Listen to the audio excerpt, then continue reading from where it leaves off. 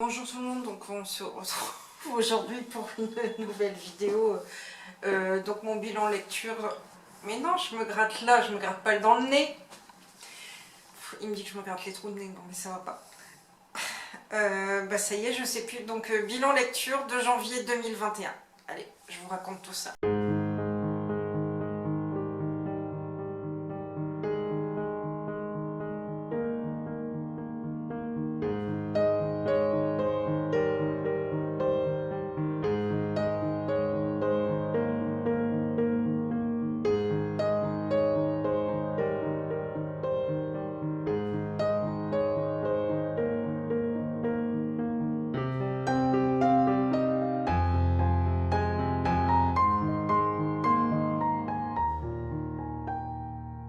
Donc comme je vous disais, mon bilan de lecture de janvier. Donc ce qui est plutôt pas mal parce que j'ai lu 8 livres. Je suis assez contente. D'habitude je en ai 5-6. Là j'en ai lu 8. Dont 2 coups de cœur. Bon, je vais commencer par le premier. Donc Chère mamie au pays du confinement de Virginie Grimaldi. Donc c'est un petit livre... là il est en livre de poche. Donc c'est de la littérature contemporaine. Il fait 214 pages. Donc je vais vous lire le synopsis. Chère mamie, j'espère que tu vas bien et que papy aussi. Pendant 55 jours, pour se protéger du Covid-19, nous avons dû rester chez nous. J'avais besoin de conjurer l'angoisse, alors chaque jour je t'ai écrit. La vie se chargeait de me fournir l'inspiration et je ne manquais pas de grossir le trait pour te distraire, pour me distraire. Aujourd'hui, je vais partager ces lectures avec tout le monde. C'est très émouvant de penser que l'on a tous vécu la même chose au même moment. Gros bisous à toi et à papy, Ginny. Elle en avait déjà sorti un, Chère mamie. Je crois que c'était pendant des vacances d'été ou un truc comme ça où elle écrivait en fait. Elle avait posté ça sur Instagram et en fait après elle en a fait un bouquin. Et celui-là... Elle l'a fait donc pendant le confinement et de mémoire les bénéfices sont reversés aux hôpitaux de Paris, un truc comme ça, en fait pour les soignants. Voilà. Donc maintenant je vais vous donner mon avis. Bon déjà il faut savoir une chose, moi Virginie Grimaldi, je suis fan à 3000%. C'est l'une de mes autrices préférées, françaises hein, j'entends, et tout ce qu'elle a écrit je l'ai lu. Donc franchement, si vous aimez le genre feel good, contemporaine, doudou, vous pouvez y aller.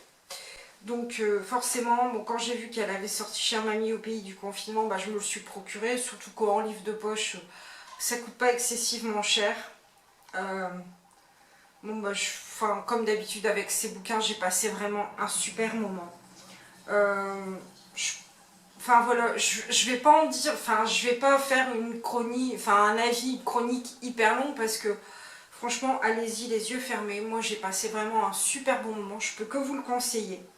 Bon, cela se lit super vite, hein. Il fait que 214 pages donc en une après-midi ça peut être plié. Bref, l'émotion, l'émotion elle a vraiment été au rendez-vous, j'ai même versé ma petite larme à la fin. Ouais, parce que quand je lis, je peux pleurer facilement.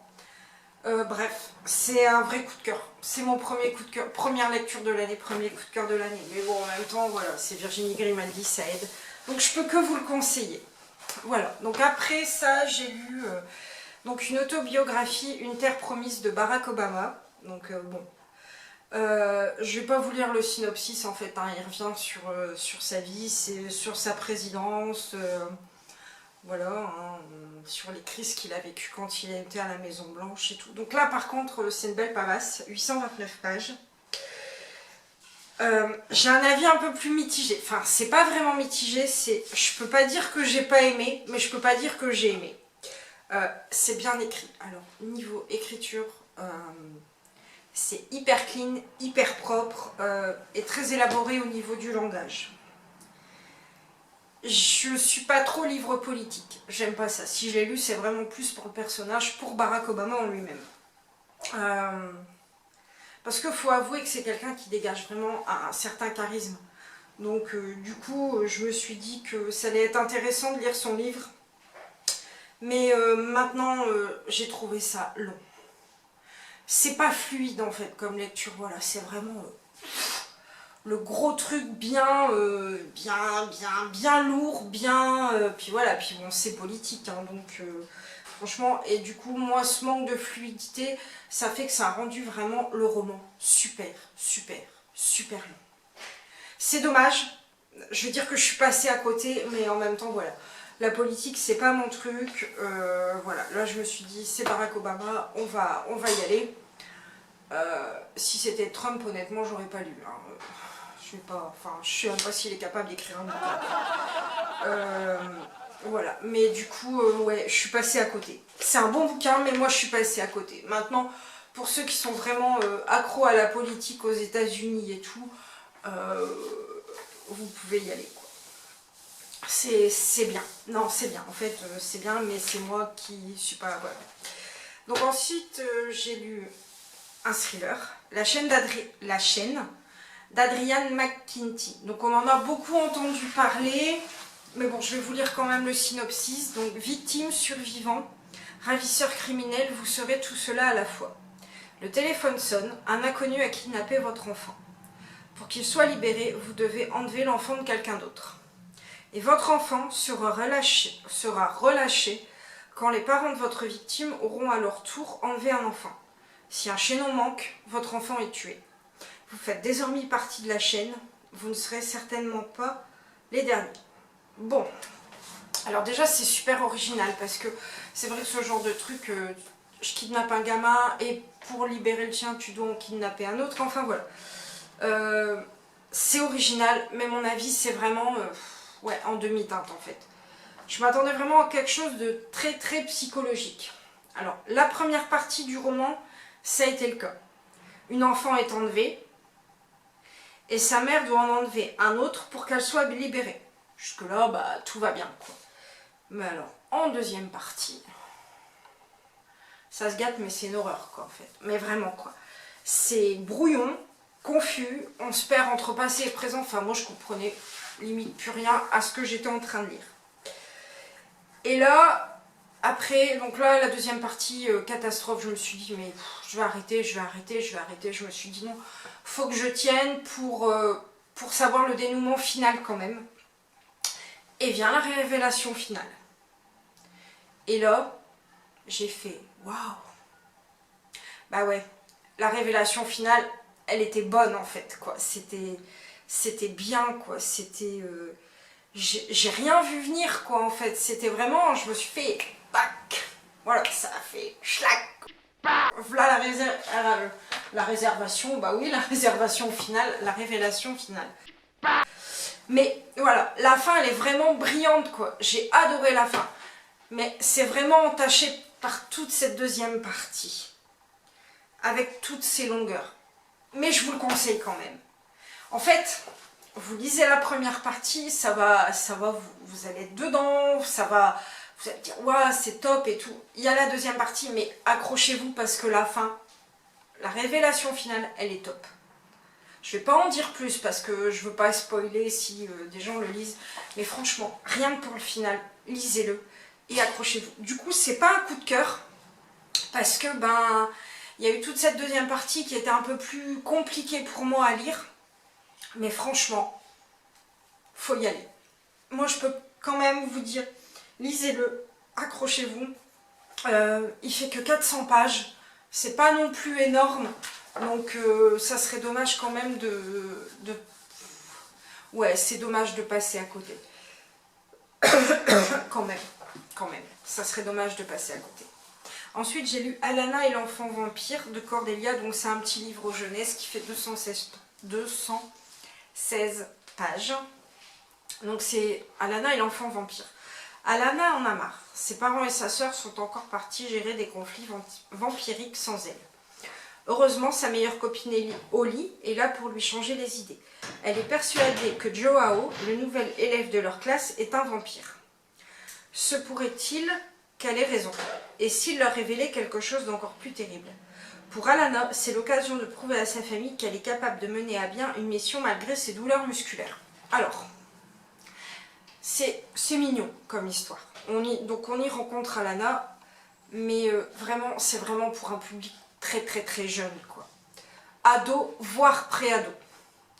Donc les parents d'Alana et sa sœur sont médiateurs entre le peuple humain et le peuple vampire. Mais elle, au vu de son jeune âge, elle doit avoir 12-13 ans, quelque chose comme ça, elle est laissée de côté.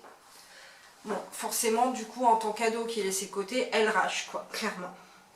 Mais donc un événement inattendu va se produire dans son collège avec l'arrivée de ce garçon, Joao, qui va intégrer l'école. Il se révèle être un vampire. Donc du coup, avec l'aide de sa grand-mère, Alana va en profiter pour faire ses preuves et enquêter.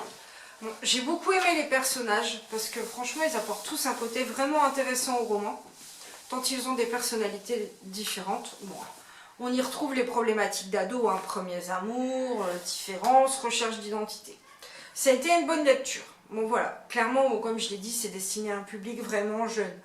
Bon, ça ne me dérange pas de lire des livres jeunesse, mais là, c'était vraiment très très très jeune. Par contre, j'ai été déçue. Parce qu'il parle de la pathologie d'Alana avec ses douleurs musculaires. J'aurais aimé en savoir plus et ça n'a été que évoqué vraiment en surface. Et la fin, bah, c'est trop rapide. Mais après,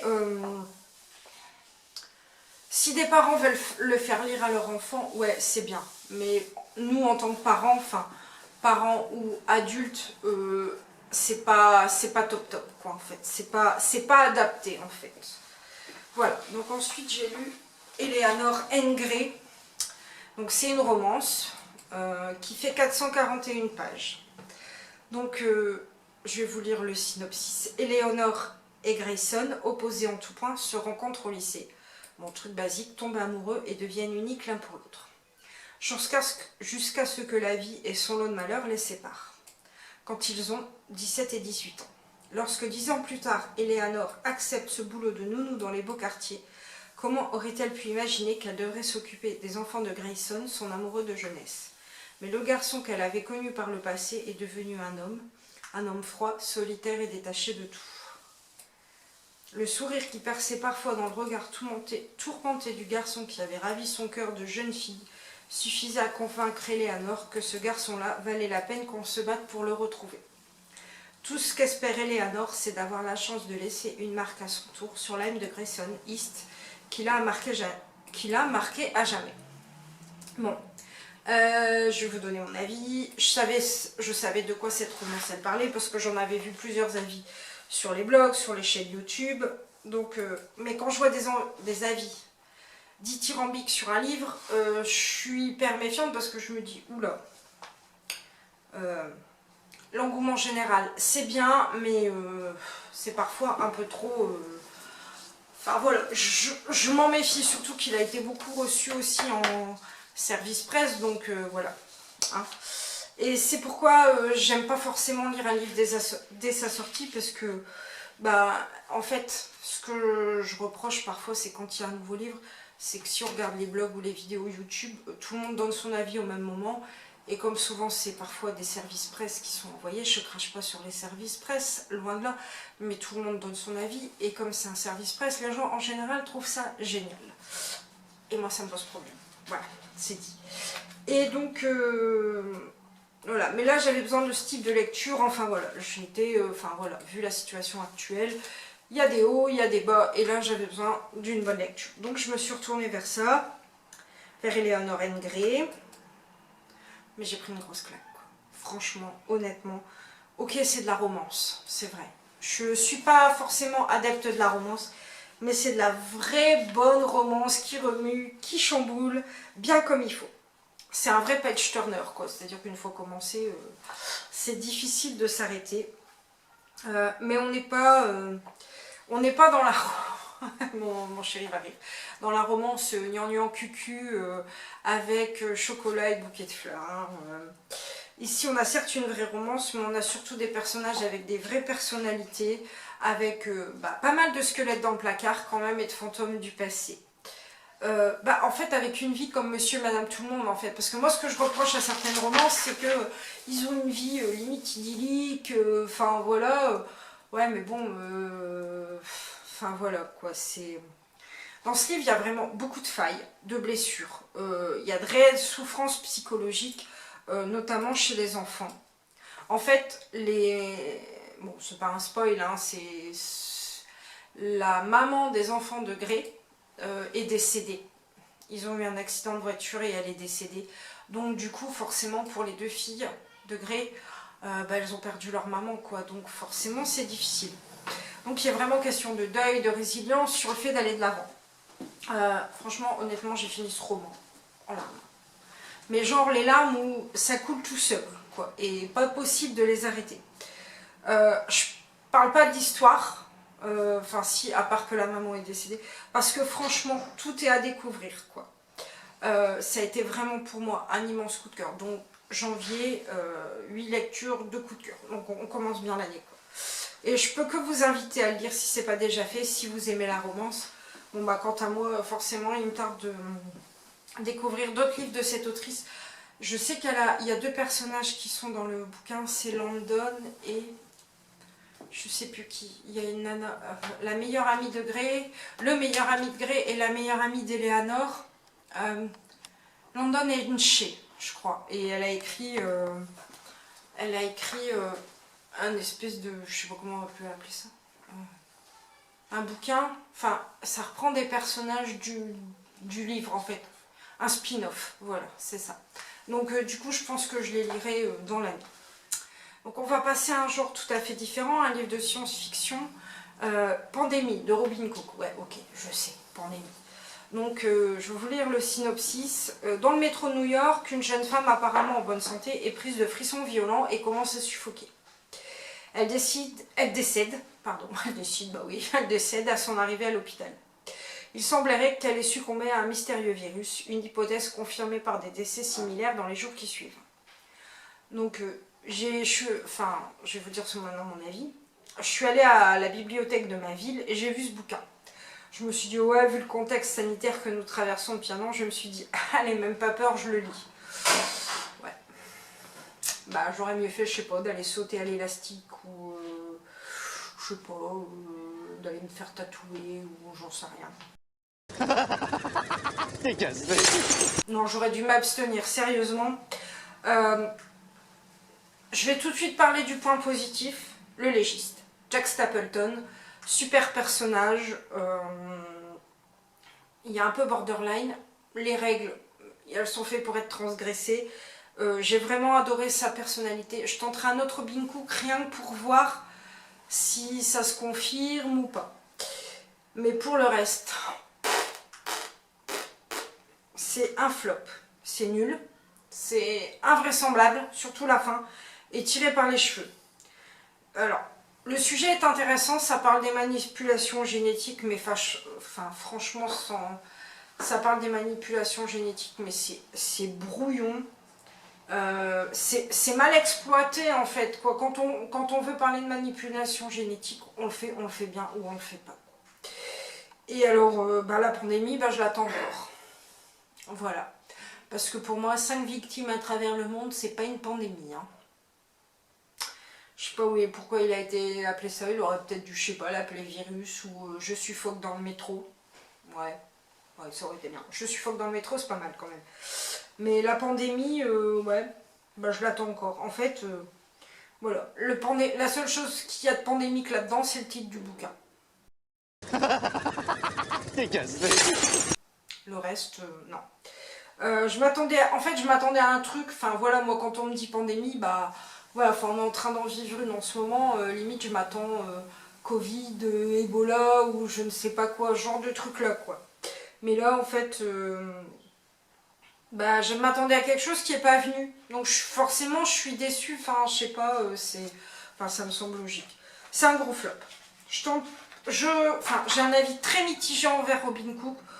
Du coup, je tenterai peut-être un autre de ses livres où il y a Jack Stapleton, mais en tout cas, celui-là, catastrophe. Quoi. Franchement, catastrophe. Dommage, mais bon. Passons. Maintenant, une lecture plus historique. Un petit carnet rouge de Sophia Lundberg. Donc, le synopsis est assez long. Donc, Doris, âgée de 96 ans, habite seule dans un petit appartement de Stockholm. Ses journées sont rythmées par le défilé régulier d'auxiliaires de vie et par les appels de sa petite nièce Jenny, sa seule famille et source de joie, qui vit aux États-Unis. Son bien le plus précieux est un carnet d'adresses qu'elle possède depuis 1928. Ce petit objet rouge contient le souvenir des gens qu'elle a rencontrés tout au long de son existence. Au terme de sa vie, Doris décide de coucher sur le papier l'histoire de ces personnes dont elle a rayé les noms à mesure qu'elles ont disparu de ce monde.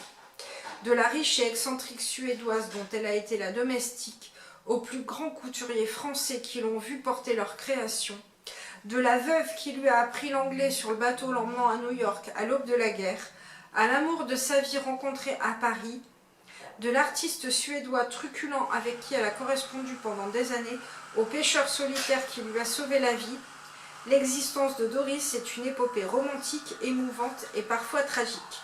Désormais, il ne reste plus personne pour recueillir ces témoignages d'amitié, d'amour, de souffrance et de joie, si ce n'est Jenny, venue l'accompagner dans son dernier voyage et avec qui Doris souhaite partager ses souvenirs. Je connaissais absolument pas cette autrice, Sofia Lundberg, je pense qu'elle doit être Stockholm, c'est au Suède. Enfin voilà, c'est une auteure nordique quoi, on va dire. Et je l'ai découverte donc avec un petit carnet rouge. C'est une autrice suédoise qui n'a écrit que 2 romans pour le moment. J'avais vu quelques recommandations sur Booktube, je vais y arriver, sur ce roman historique et je l'ai donc emprunté à la bibliothèque. Alors, on va parler de suite ce qui m'a déplu. Le début est vraiment long à se mettre en place. Les 50 premières pages ont été difficiles. Mais comme je sentais que c'était prometteur, je me suis dit, allez, je vais m'accrocher et honnêtement, j'ai bien fait. Après réflexion, je comprends vraiment ce qui m'a déstabilisée, c'est que c'est écrit sous forme de journal, de façon chronologique. Mais surtout, c'est classé par personne que Doris a côtoyé durant sa vie jusqu'au décès des personnes mentionnées. Donc le rythme, c'est lent. Le rythme du roman est vraiment très lent, mais c'est poétique. Et même si le style journal est déstabilisant, j'ai quand même beaucoup aimé la lecture.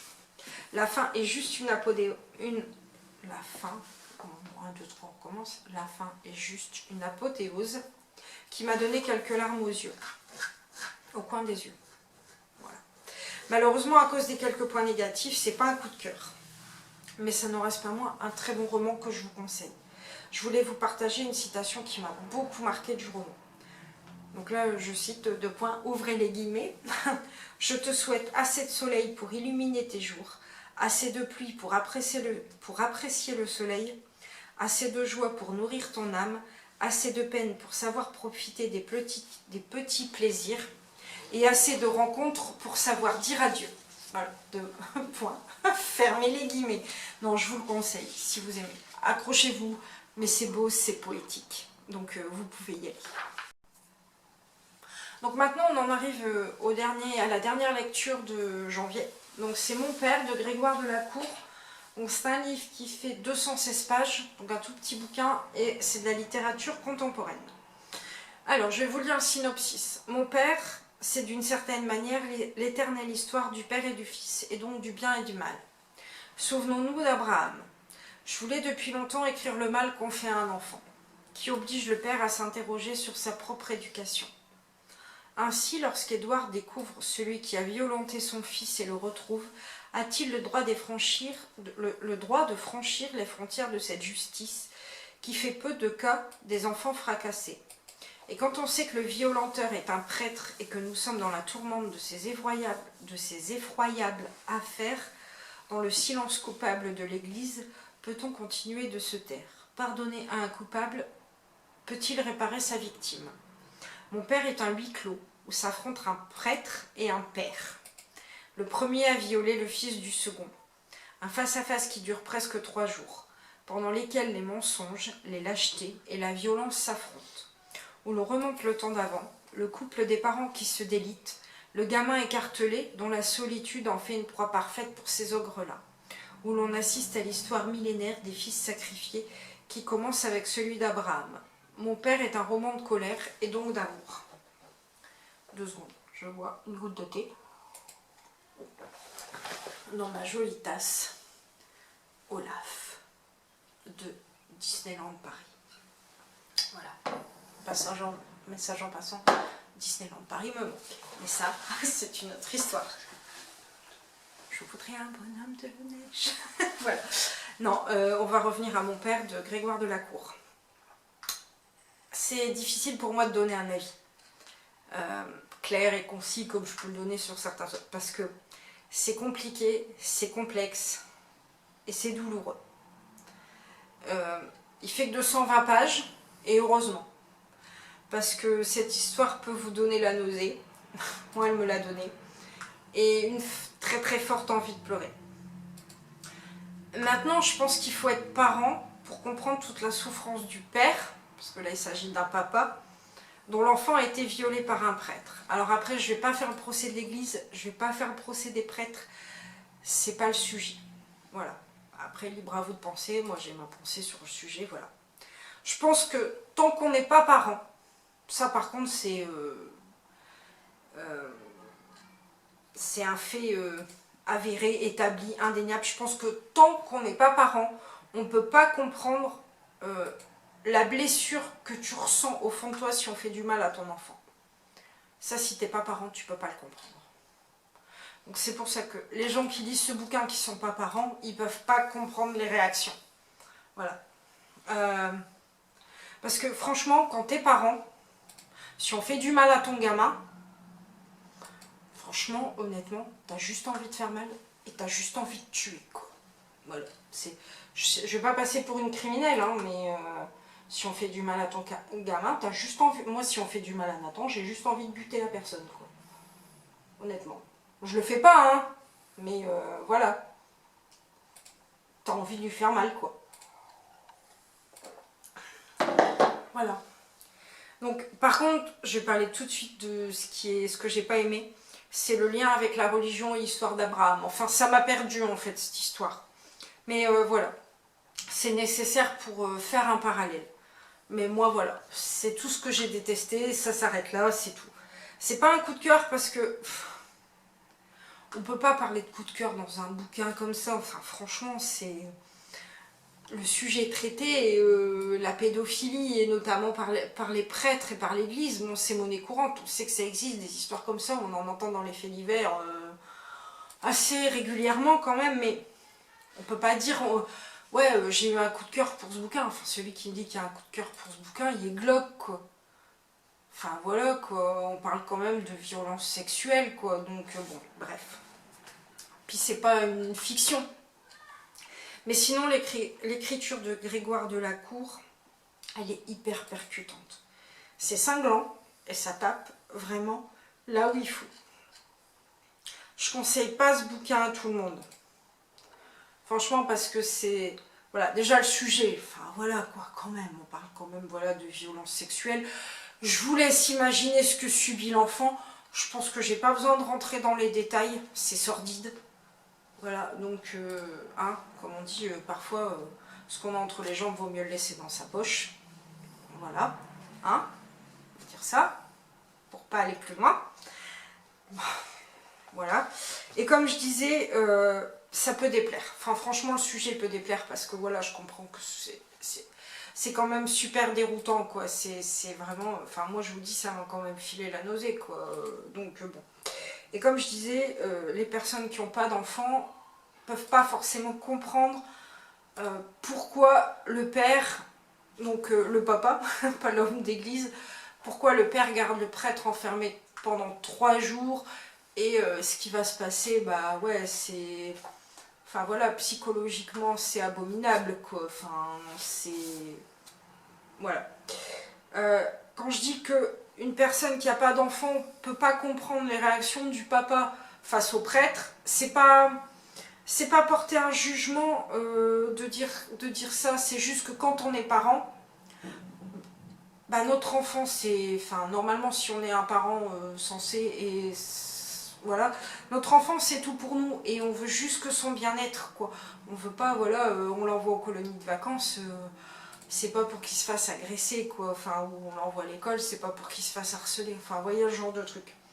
Mais, donc on est garant de son bien-être, donc forcément, s'il arrive ce genre de truc à notre gamin, forcément on se sent responsable, et forcément on pète un câble. Et ben là, c'est ce qui se passe. Voilà, le père, il se dit, à un moment, j'ai été défaillant, et il pète un câble, et il se passe ce qui se passe. Mais, voilà, néanmoins, si vous vous sentez le courage de lire, allez-y. Parce que voilà, c'est vraiment quelque chose de...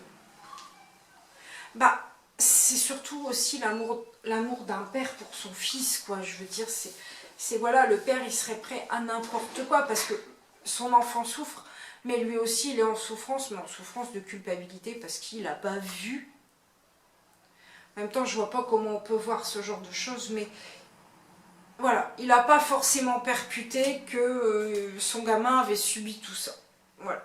Mais voilà, c'est une lecture qui de toute façon laisse pas indifférent, mais c'est pas à mettre entre toutes les mains. Voilà, il faut... voilà, moi je l'ai lu, j'ai beaucoup aimé, mais je peux pas dire que c'est un coup de cœur parce que... Enfin, le sujet il est quand même dégueulasse, quoi. On va pas se mentir, quoi. Enfin voilà, on sait que ça existe dans la vie. Moi, je suis désolée, je suis catholique, je suis pas pratiquante, mais voilà. Mais les prêtres qui font ça donnent envie de vomir, quoi. Enfin voilà. Je vais pas rentrer dans ce débat-là parce que je vais m'énerver et ça va me chauffer, quoi. Donc voilà. Mais je vous invite tout de même à le lire si vous vous sentez le courage et si vous avez le cœur assez accroché pour le lire. Voilà, je bois un coup parce que je m'énerve et du coup j'ai soif. Voilà. Bon, on en arrive au bout de cette vidéo. Voilà, donc j'en ai fini sur ce petit éclat de, de gueule fin de vidéo parce que voilà, vous l'aurez compris, quand on fait du mal aux enfants, c'est quelque chose qui est difficile à supporter pour moi, comme pour beaucoup je pense. Mais voilà, donc j'espère que vous m'en voudrez pas d'avoir réagi de façon vive. Voilà. Donc j'espère que cette vidéo vous aura plu. N'hésitez pas à liker, à vous abonner, à commenter, à partager, à faire tout ce que vous voulez. Vous connaissez la chanson. Quant à moi, je vous dis à très bientôt pour une nouvelle vidéo. Prenez soin de vous. Je vous embrasse très très très fort. Bye bye tout le monde, à bientôt.